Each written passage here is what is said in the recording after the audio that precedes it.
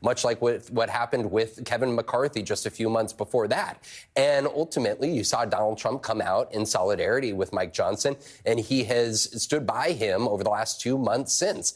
And as a result, you have seen Speaker Johnson suggest that the U.S. Supreme Court should intervene in the appeals process to overturn his guilty verdict stemming from the New York criminal trial. You, of course, saw Speaker Johnson travel to Lower Manhattan and go inside of that courtroom and then come out and address cameras and call this a political persecution of Donald Trump. But you've also seen in return 2 key allies of Donald Trump be placed just last week on the House Intelligence Committee. And you have seen Mike Johnson also help push back against key immigration reforms at Donald Trump's request. And so for these 2 men, they have clearly decided to work in tandem over the course of the next 4.5 months to pursue what they believe is the best path forward for winning not only Republican majorities in the Congress, but also to take back the White House, Jose.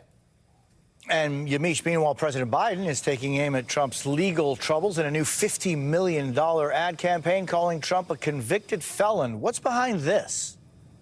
Well, what you really see here is the Biden campaign trying to lean in and contrast what they see as the character flaws of Donald Trump with the accomplishments of President Biden. And in this ad, it's really interesting. They don't just talk about the 34 convictions, the felony convictions, of course, made former President Trump the first former president to be convicted after a criminal trial. They also lean in on the idea that he's been found liable of sexual assault. And they've also leaned into the idea that he also has committed financial fraud. So this is really, I think, an all-out look at Donald Trump's legal problems. And then, of course, the ad leans in and says that President Biden has really accomplished a lot, especially on the economic front. And in talking to voters here, it sort of goes at what voters who are picking President Biden or even independents who are leaning toward President Biden talk about when they talk about the choices that they're making. Most of the time, when I talk to voters, especially the ones that are double haters that aren't really excited about this rematch, they just go to the fact that, well, Donald Trump is just not something that I can vote for if they are leaning toward Biden, because they just think that he has so many flaws in his past. So this ad, I think, really gets at that, too. And Yamiche, you also have new reporting with exclusive details about the Biden campaign's plan to focus on reproductive rights heading into the election. What did you learn? That's right. Well, I got exclusive details on what the Biden campaign is going to be doing before and on the anniversary of the Dobbs decision, which, of course, was the Supreme Court decision that overturned Roe v. Wade and revoked the federal right to abortion. They're going to be holding something like 30 events around the country, focusing on battleground cities. They're also going to be rolling out new ads featuring personal stories of women who have had adverse effects because of the changing abortion laws. In particular, they're also going to be having storytelling training. So they're going to be not just telling stories of women, but they're going to be empowering, they say, women to tell other stories that may not have been told yet about how they've been impacted by these health issues related to abortions or miscarriages. It's also interesting. I talked to a woman named Caitlin Cash who had to flee the state of Texas, and she told me that she had to flee the state because she needed to get an abortion because she had a fatal birth defect there. And she says she really wants federal protection here and thinks that women, in hearing her story and learning how to find their own voices, that will help elect Joe Biden. Now, we should also know that Donald Trump has said that he wants to leave this issue to the states, but the Biden campaign in this messaging push is going to say that really he can't be trusted and that if reelected, he would enact a national abortion ban, Jose. Vaughn Hilliard and Yamiche Alcindor, thank you both so very much. And joining us now with more on this is Victoria De Francesco Soto, the Dean of the Clinton School of Public Service at the University of Arkansas. She is an MSNBC contributor. And Tim Miller, writer-at-large at The Bulwark and former communications director for Jeb Bush's 2016 campaign. He is an MSNBC political analyst. So, Victoria, the issue of reproductive rights is now expanded beyond just abortion. Things like IVF and contraception are now part of the national political debate. How big of a role do you think this is going to play in November? I think it's going to play a huge role, Jose. In terms of abortion, we know that, a clear majority of Americans support a woman's right to an abortion. But when you start looking at IVF in particular, that majority grows to a supermajority. You have rates of 85 to 90% of folks stating that IVF should be allowed. So you think about that difference of the 20% to 15% of folks who may be leaning a little bit more pro-life, but when it comes to thinking about, well, access to contraception, access to IVF, you know what? I'm going to perk up at this point. So I think that that's really important in terms of mobilizing folks who otherwise would not have been mobilized just with the core piece of allowing for reproductive rights in terms of abortion access. And Tim, it was interesting that in that campaign, fundraiser that the president had over the weekend in Los Angeles, we heard the president talk about what's on the line this November in terms of the Supreme Court. It was clearly a question asked during this event. How much do you think the Supreme Court could play a part? Same question to Victoria about reproductive rights, but on the Supreme Court issue. Yeah, well, I think that the Democrats have to make it become a big issue. Look, this is back when I was doing Republican campaigns. This was core to Republican messaging. It was core to Trump's campaign in 2016, which obviously I didn't support, but it was core to Romney and Bush in 2004 and 2000, right? Like this notion that it is important to advance conservative principles through the courts. It was something that conservative voters believed in and cared about, and it was a way that these Republican presidents mobilized them. Historically, the Democrats have not been quite as focused on that. I do think the overturn of Roe and the Dobbs decision could potentially change that. We've seen some of that in the midterms. I noticed that President Biden, for the first time, took a little dig at Samuel Alito for the upside-down American flag. He hadn't weighed in on that before that discussion with Jimmy Kimmel. I think it's good for him to do so. I think the Democrats should take back kind of this mantle of patriotism and talk about how it's the Republicans that have been trying to overturn the system, and it's Republicans that are, debasing the American flag. And I also think that Democrats, it should be a key argument to their progressive base, not so much to the swing voters, but to the progressive base that might be upset with Biden about Gaza or other issues, that like this election is too important for the future of the Supreme Court for them to take a pass on it, for them to vote third party just because of the stakes when it comes to abortion rights and other issues before the court.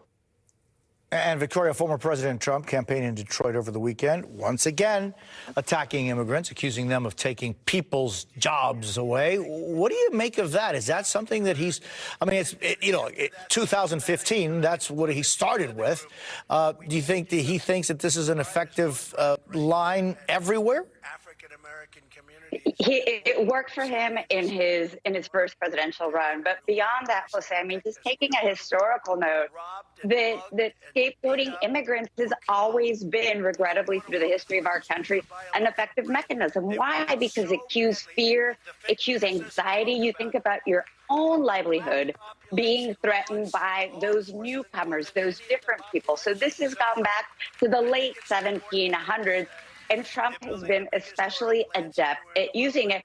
But the deal is, and what Democrats need to push forward, is that we have record low unemployment. And in addition to that, we need immigration. We are not reproducing ourselves in this country. Our birth rate keeps going down and down and down. We're not going to be able to sustain our social security system. We're not going to be able to take care of our older generation. So really, we need to see a proactive flip on immigration. It's not something that threatens you. It's actually something that's going to enrich your life and make for a more robust American experience. And, Tim, the Republicans have been very effective in using the issue of, for example, asylum and immigration in these last couple of years against the president and Democrats. As early as tomorrow, President Biden is expected to unveil a new executive action that would protect about 500,000 undocumented spouses from deportations. Do you think this could be a solid thing that could help the president?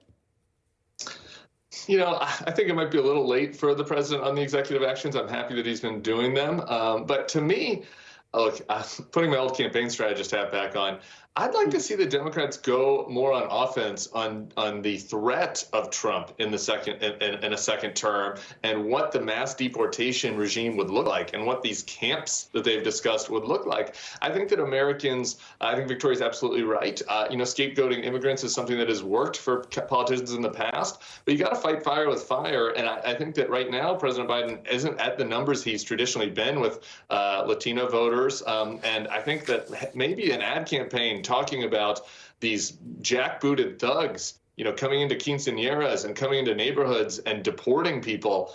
The American people want a secure border, but the American people are not for mass deportations and deportation camps. And I think the Democrats need to paint a picture of what that will look like, and then use Trump's own words, where he said just last week that you might have to get rid of some mothers who are sympathetic, who may or may not have done anything. Trump said that, and so I think that the Democrats need to go on offense on this, as well as in addition to the executive orders. Victoria Francesco Soto and Tim Miller, thank you both so very much. Appreciate it. Up next, a new phase of Israel's operation in Rafah is underway as the war cabinet there comes to an end. Plus, an international summit for peace in Ukraine ends with almost 80 countries signing an agreement, but two major players were not there. And here at home, more than 70 million people under threat of extreme heat. You need to know. Next, we're back in 90 seconds. You're watching Jose Díaz-Balart Reports on MSNBC.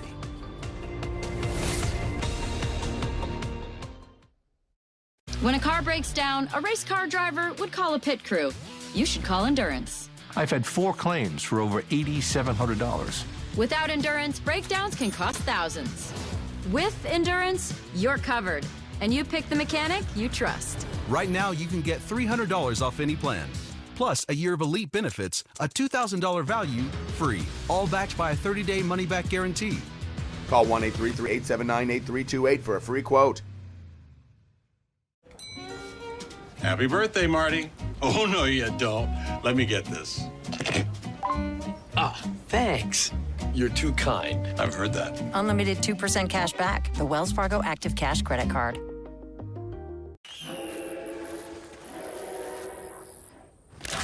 Transform your water and live hydrated. Yeah. Tear, pour, live more with Liquid IV. Stay up to date on the biggest issues of the day with the MSNBC Daily newsletter. Each morning, you'll get analysis by experts you trust, video highlights from your favorite shows. 2024 is now truly the most important election in the history of our country. Previews of our podcasts and documentaries, plus written perspectives from the newsmakers themselves, all sent directly to your inbox each morning. Get the best of MSNBC all in one place. Sign up for MSNBC Daily at msnbc.com.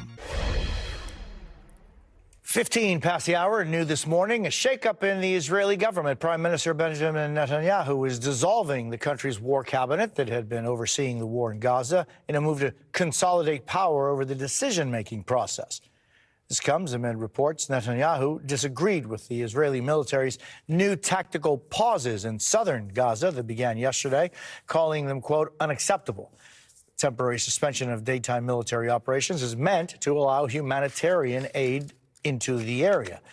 NBC's Raf Sanchez is with us today from Tel Aviv with the very latest. Raf, thank you for being with us. What more do we know about this shakeup? Well, Jose, for the last 8 months, the Israeli war cabinet has been managing not just the war effort, but most of the major decisions inside of this country. And you'll remember, Jose, it was something of a team of rivals. Prime Minister Benjamin Netanyahu's political opponents from the center ground agreed to join the Israeli government 1 week after the October 7th attack in a sort of sign of recognition of the national emergency that Israel was facing.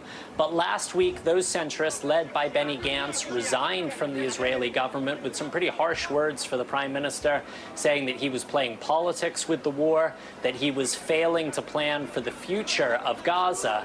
And so today, Prime Minister Netanyahu is dissolving the war cabinet, saying it was only ever a temporary body